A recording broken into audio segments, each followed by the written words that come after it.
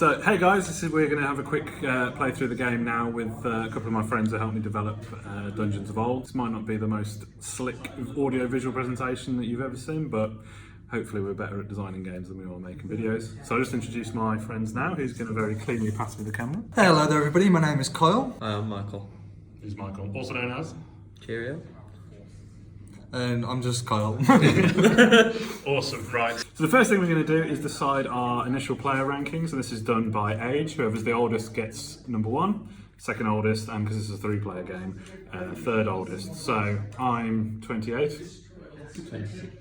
Carl? 23, so I get first place. No, you get third place, because you're the youngest. Oh no, I get So I'm the oldest, and Cheerio gets number 2. So what that means in Dungeons of Old, whenever we do anything, it always acts from the lowest ranked player up to the highest ranked player. So in this instance, Carl's going to go first, and we're just going to set up the first dungeon dive. Now to set up a dungeon dive, all you need to do is grab the monsters deck, which is here. So each monster card is double-sided, so there's a basic monster and an evolved monster.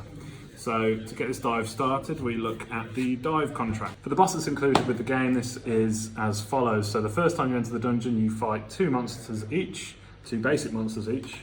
So that's done simply by passing the monsters out from the bottom of the deck to each player in turn. Flip that over.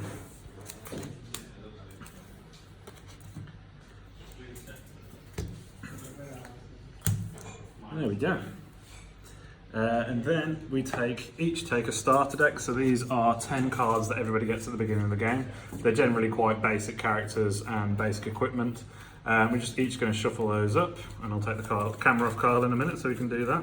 Then you just draw 4 cards off the top.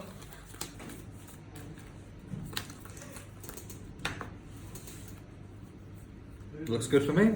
All right, so you're in third place, so you get to go first.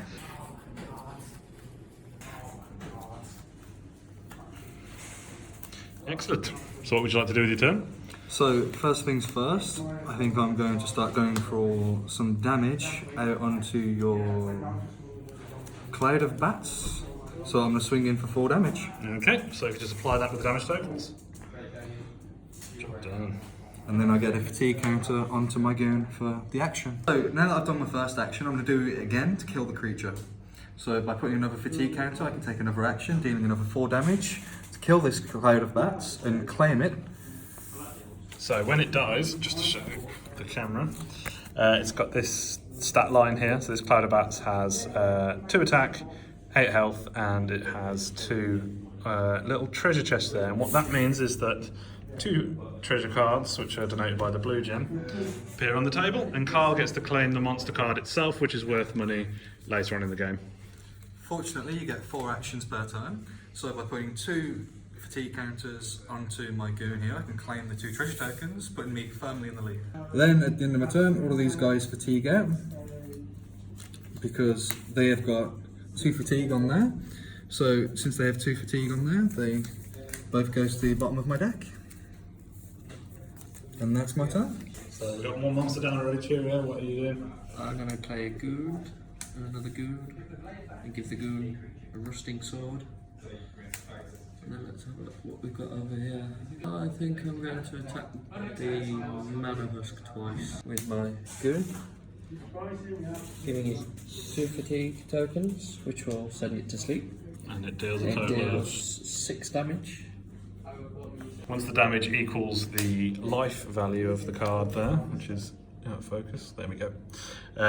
This monster dies, and then that's 2 of your actions, Cheerio. I don't want to do anything else, so I'll just pass Pass turn. the turn. Okay. So at the beginning of every player round, you draw 4 cards, as I have here.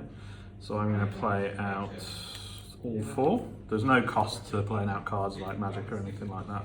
So we've got a goon with a wooden shield and a sun disciple with a wooden shield. So this card has a war cry. So that's an on-play effect. So the war cry is add a prayer to the bottom of your deck, or bury a prayer, which means add to the bottom of your deck, which Cheerio's given there. So that just goes straight to the bottom there. And because I've got no weapons and there's no loot on the table, there's nothing I can do, so I pass the turn.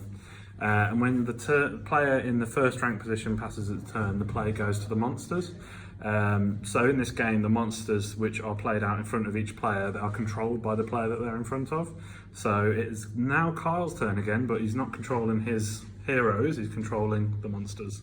So you get to choose, Kyle, who you'd like to direct Okay then. your attacks against. So looking at the characters on the board, Cheerios is at the moment the weakest, considering you've got 2 shields. So I'm going to swing in with everything at Cheerios. Okay. Okay, I will take the 2 damage. The way this works though is that the monsters are all directed against Cheerio and he gets to choose how he resolves that damage. So as I've got shields, what I can do with those is actually block up to a certain value amount of damage. So 3 damage there can be blocked with the shields, but Cheerio's only got 1 goon on the table, so he can't actually do much to block that without sacrificing any of his characters, so he's just taking it straight onto his morale, which is the life points in other trading card games. And now Cheerio gets to choose who you're going to attack. So I will attack Kyle. I've got no characters, so I'm taking this straight to the face. 6. I'm taking 6 damage, which is quite heavy for that first turn. I'm down to 16. Later now. Hello. I'm down to 14. So another rule of the game is that if someone has already been attacked during a turn, they can only be attacked again with monsters if the player who controls the monsters sacrifices some loot that they've collected. So Kyle has some of that loot, as you can see here, but nobody else does. So I'm forced in this instance, as Kyle and Cheerio have been attacked, to attack myself, which is fun. So I will attack myself, and what I'm going to do is block the damage with this goon. So there's 3 damage coming in, and I'm blocking with a 3 value shield. So what that does in this instance, however, is because this monster has a special text, which is any melee weapons or shields used against this slime are buried, so the shield goes to the bottom of my deck, because the slime is sticky, and I don't take any damage onto my life points. And that was resolved, so we go back to the top of the play round, and we each draw up 4 cards.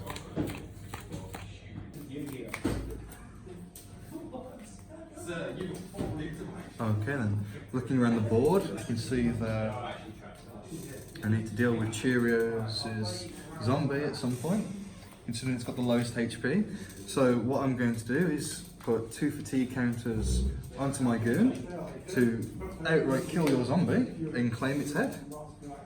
That drops 2 loot onto the table, but unfortunately, as my goon has faded away, fatigued away, it means I cannot collect the loot.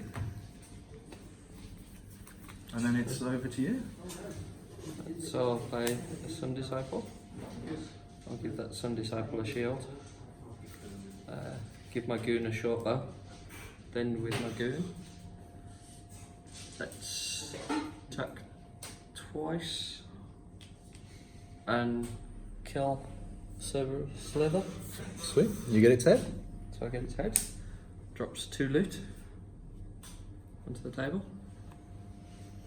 So now there's 4 loot cards on the table. Yep.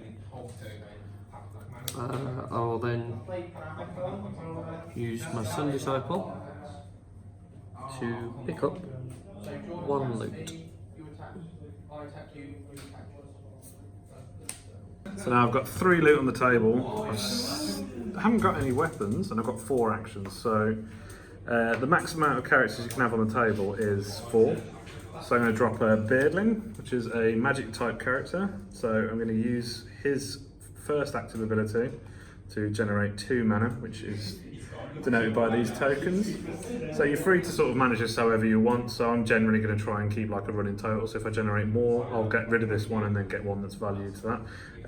But that doesn't go onto the character, that's just mine as a player. And I can then spend that mana to cast spells for no extra fatigue cost at all. So I'm going to spend 1 of those, so get rid of this, and get back number 1. Cast Ethereal Arrow to deal 6 damage to a monster, and then shuffle that card into my deck on use. I'm going to do 6 damage to the Mana Husk. So that has a passive ability, which is Mana Overload, and that means it gets a counter on it every time a player casts a spell. And then at 3 tokens, it explodes. So that means that I've cast a spell, so it's got 1 token on. But it also has 12 damage. That's me playing with dice previously, so there we go. 12 damage. So if it takes the 3 damage, it dies, so I might not have to worry about that. So that spell just goes into my deck, and shuffle my deck up, which is pretty thin at this point. So that's my first action, but the spell doesn't take an action. I'm also going to play out my 4th character there, and then I'm going to use my other 3 actions 2, 3. To pick up the remaining loot on the table, which I did nothing to earn. And pass. So back to the monsters. And You missed the fatigue on that goon for blocking when you have to attack oh, yourself. you're right. I did miss the fatigue on this goon for blocking, so he's gone to sleep. But I have another one anyway. So now it's the monsters go. Carl, you don't have any monsters left that have an attack value. But you Who would you like to attack with? But who would you like to attack So with? now I can choose who attacks me effectively. Pretty much. So looking at you, you've got 3 damage. Looking at Cheerios, he's got 2. So if I attack Cheerios, you'll be forced to attack me next turn. You could also attack yourself with the 0 damage monster. Could I really? Oh, in that case, then I will do that. Yeah. That sounds like a plan. Cheerio, who would you like to attack? Oh, I'll attack you. Good choice. So what have we got? 2 damage? 2. So I'm going to block it with this Sun Disciple there, which means it would get another fatigue counter on it, meaning it would reach its total of 2. So that goes to the bottom of my deck to block with the shield. So my Slime Snail, then I'm going to have to attack Cheerio. And I will block with my Sun Disciple, which will send it to the bottom. Very good. Very good, very good. So back to the top again. So everybody draw up 4. I've got the play then. I'm going to drop a Beardling, Sun Disciple, and 2 goons. I'm going to activate the Beardling, putting a fatigue counter on him. And I'm going to generate 2 mana. And I'm going to do it again, causing to fatigue out, allowing me to... Same active. It's a different active. I'm going to use it to search the deck for a spell. Right. So I'm going to search the deck for a spell, retrieving the Ethereal Arrow. So that allows me to deal 6 damage, which is enough to then cast it and finish off the Mana Husk, causing me to gain its head and 2 loot to drop onto their table. 2 loot. I've spent 2 fatigue counters so far this turn. I've got 2 more available, so then I'm going to take 2 remaining loot with a goon that's nearby. For all intents and purposes, I'm going to use this guy and these 2 both fatigue out. I shall go Goon, Wooden Shield, Beardling. Let's generate 2 mana. Then we'll use 1 mana to Ethereal Arrow the slime, putting it down to 1 health. So yeah, you do 6 damage to it. Yep. That gets shuffled back into the deck. I'm then going to fatigue my Beardling to go and search for it, Yep. and use my remaining mana to kill the slime. Very nice. So that's dead. You get that. This will go to sleep. 2 loot drops. How many actions was that? That was 2. Ah. And then I will use my goon to pick up the 2 loot that are on the table. Very good, because you're in the comfortable position of the only one having a monster. So I'm in an interesting position. I have picked up the spell again, but I can't hurt Cheerio's monster because it's immune to magic. But I do have another option. Not very many, but I do have another option. So I'm going to equip this goon with a rusting sword. Equip this one with a shield. And then I'll go ahead and do 6 damage to the baby golem, and he goes to the bottom of the deck. And I pass my turn. Oh, so go to the monsters. So we go to monsters again. Kyle doesn't have any monsters.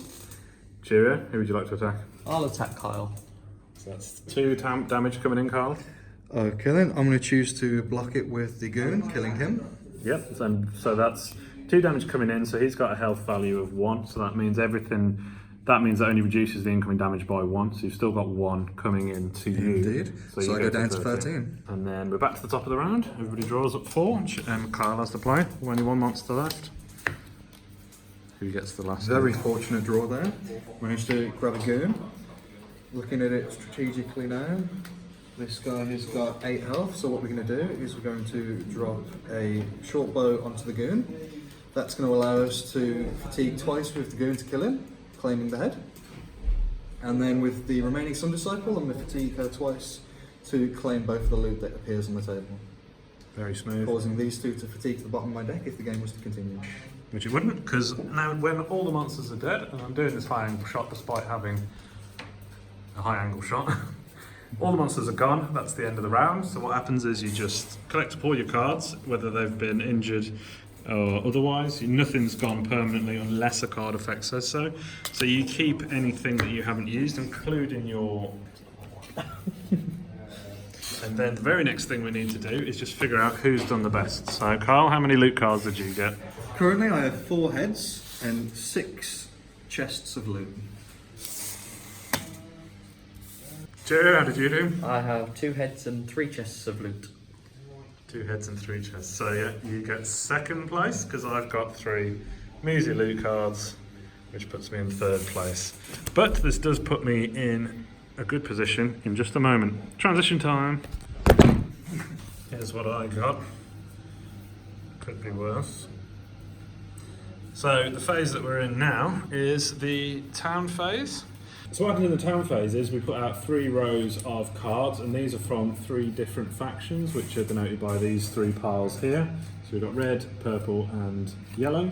So those are the mercenaries, the beard mages and the divine worshippers. And they do have different card sort of faces for each one. So the mercenaries have this wooden border. Mages have this sort of ethereal spacey one. And then this is a nice wheat and sun motif on the front of those ones. So my ranking is 3, so I was the 3rd best player at the table, which happens to be last in this game. I get that number times 100, so I get 300 bonus gold to spend. So the worse you do, you get a little bit of a helping hand. So I'm going to use my first 300 to buy an eagle greenhorn, which is the cost of which is at the bottom, just there. So yeah, a new card comes out there, and then Cheerios to buy. So I'm going to use my bonus and my heads that are worth 100 each to buy this isolation chamber. And you get a new card comes out when every time's won a bought, so there's always 3 of each available.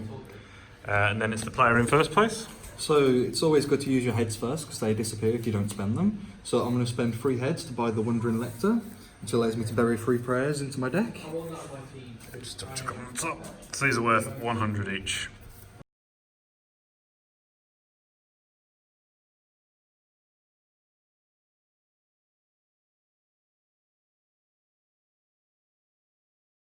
We're into the next dive, and we now have an evolved monster. So in this instance, the zombie, if it's focused, is it focused? Zombie becomes a zombie horde, which has more health. We're each facing an evolved monster now, so it gets more dangerous as we carry on further into the dungeon. If we carry on further into the dungeon. So I'm going to play a Sun Disciple and add a prayer to the bottom of my deck. Boom. Going to give her a sword and a shield. And then I'm going to play my first prayer, which I got in the last dungeon dive, but you get to keep until you use it. And I'm going to demand a justice. Each prayer has 2 options. So there's this one, which is facing, which is legible because it's the right way up. And then there's this one, which is rapture. But this time I'm going to play demand justice, and I'm going to take control of any monster on the field. So Kyle's divine golem becomes my divine golem. And then this, but it means it's been used, goes to the bottom of the deck.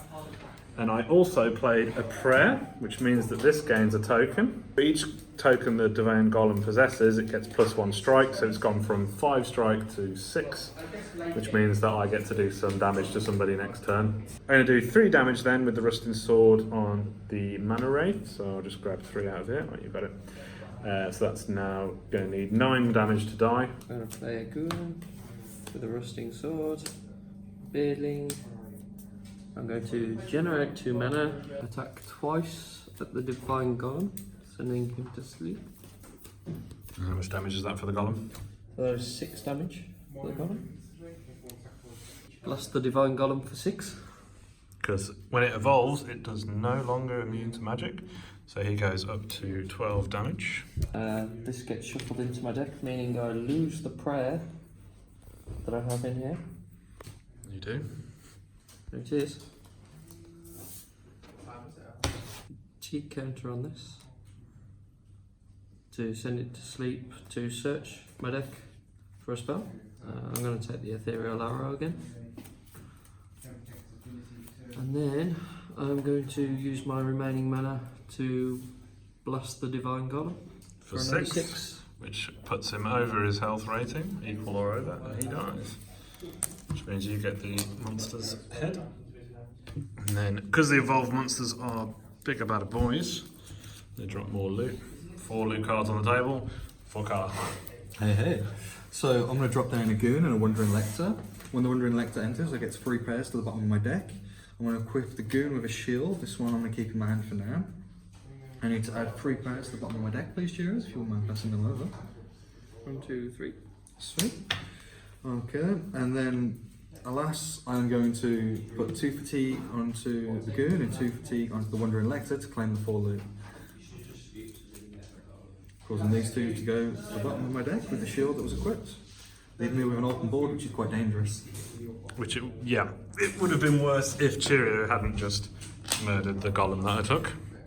But nevertheless, so now it's the monster's turn, and I've got a zombie horde. So this card does damage to everyone. So passive crowd attacks everyone. So it's doing 3 strike to everybody right now. And I'm going to block that with my Sun Disciple. So she's only got 2 fatigue, so that means she goes to the bottom of the deck. I'll attack Kyle for strike 10. Down to 4. You have all that loot. That was a good play. Agreed. Now that all the monsters' attacks have been resolved, we're back to the top. So first things first, I'm going to play an Eager Greenhorn, whose War Cry coming in deals 1 damage to any character, monster, or morale. So I'm going to do 1 damage to Kyle's health, dropping him from 4 to 3, because I want that loot. Then I'm going to play a Pit Fighter, I'm going to play a Beardling, and I'm going to use his active Scruffbeard to generate an extra mana to put me on 3. And then I'm going to spend 1 of those mana tokens to do 6 damage to the Mana Ray. I didn't think this through. I'm going to use the second fatigue on the Beardling to use his active Scrying and search my deck for a spell, which I just put in, which is there. I'm going to pull that out, shuffle my deck again. Then I'm going to spend another 1 of my mana tokens to cast Ethereal Arrow on Mana Wraith again. Killing it. Oh, lovely.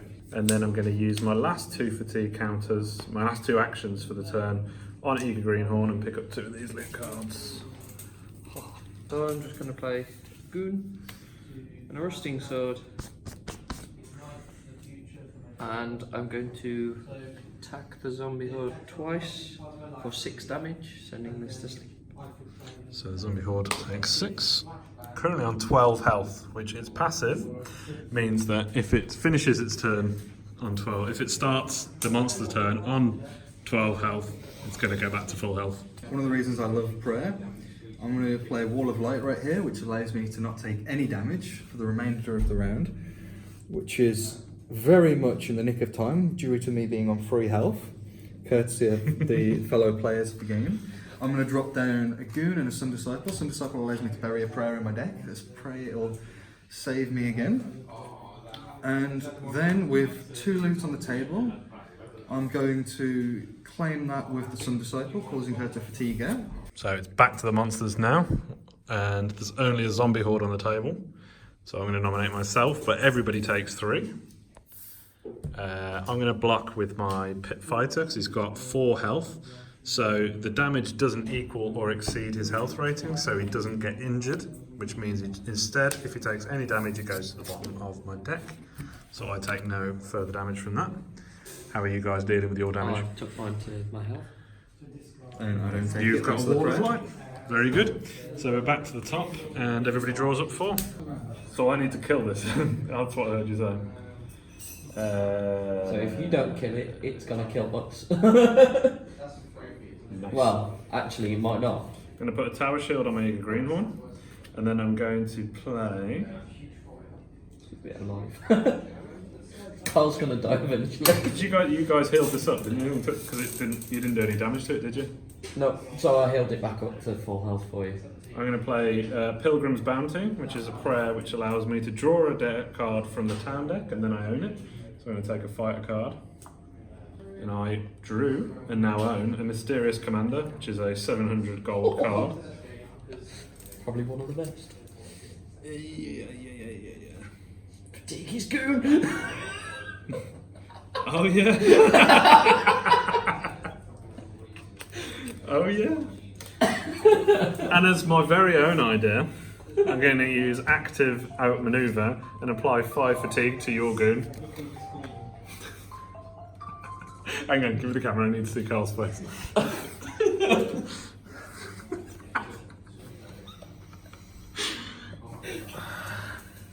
And we are no longer safe.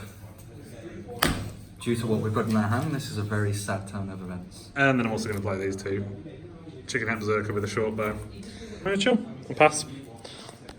Right, so I'm going to play a goon. And then I'm going to pass.